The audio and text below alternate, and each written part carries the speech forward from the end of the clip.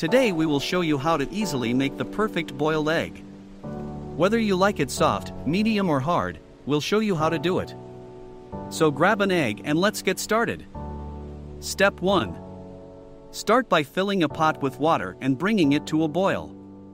Once the water is boiling, reduce the heat to medium. Step 2. Now you can carefully drop the egg into the boiling water using a slotted spoon. Step 3. For a soft egg, leave it in the water for 3 minutes. For a medium egg, leave it in for 4 minutes, and for a hard-boiled egg, leave it in for 6 minutes. Step 4.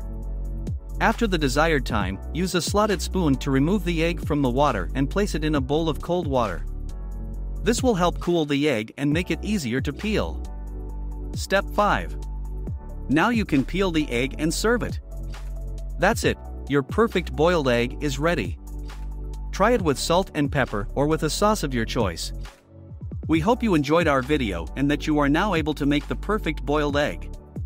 Don't forget to give us a thumbs up and subscribe so you don't miss any videos. Until next time.